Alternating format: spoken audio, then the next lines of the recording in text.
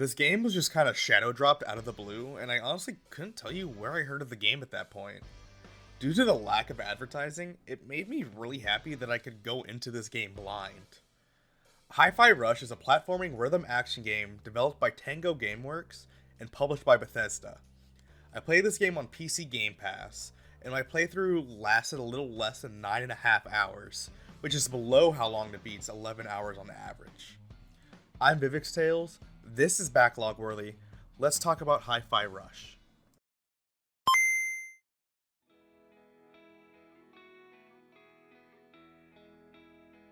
The world of Hi-Fi Rush is full of advanced robots and prosthetics created by the company Vandelay Industries, led by Kale Vandelay. The company is trying to take over the brains of consumers in order to give them more free will in the choices that they make in a day-to-day life. As Chai, you explore the entirety of the Vandelay Industries compound, collecting boss keys in order to shut down the all-powerful Spectra AI.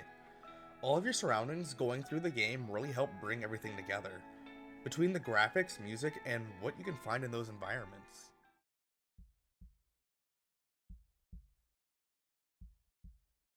When looking at the graphics of Hi-Fi Rush, you can easily tell that it's something akin to a classic comic book style. Everything around you is animated and lively, and it even moves to the beat of the current song that is playing. The music in this game is honestly phenomenal. It's just hard to pick one good song for the soundtrack, just because every song is great. I enjoyed the soundtrack enough to make my girlfriend listen to it while I was driving back home from a 3-hour trip. If I did have to choose what part of the game had the best music though, there's no doubt about it that it comes from the boss fights.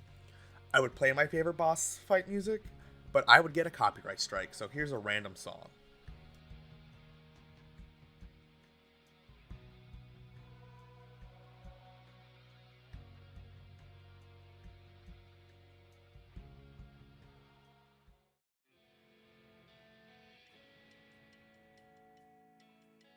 Controlling Chai throughout the game felt pretty smooth, with there being no complaints for me.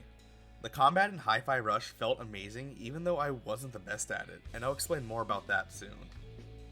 If you get bored of how Chai is normally, you have the ability to add chips to upgrade him. I really only focused on increased health chips, so I can only speak for so much. Something else you can do is also buy new combos for Chai to use. I can tell you that I bought them, but I can't say that I used more than the basic attacks.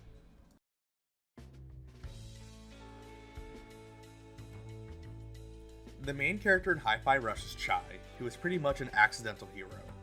According to Kale Vandelay, he was deemed a defect due to having a Microsoft Zune in his chest.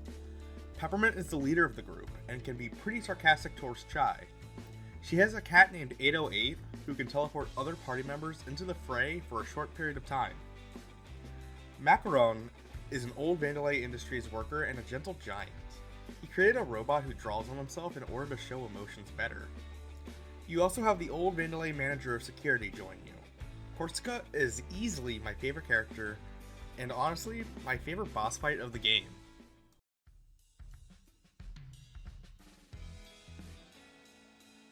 Combat is done to the beat of a song that would be currently playing. That means that each song can change the pace of a battle.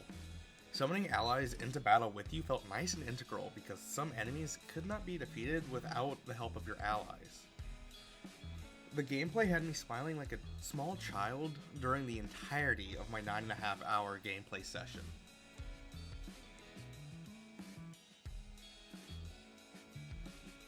I'm really happy that I had the ability to forcibly carve a time slot into my days to play this game, because it was more than worth it. Hi-Fi Rush gets a 10 out of 10 for me.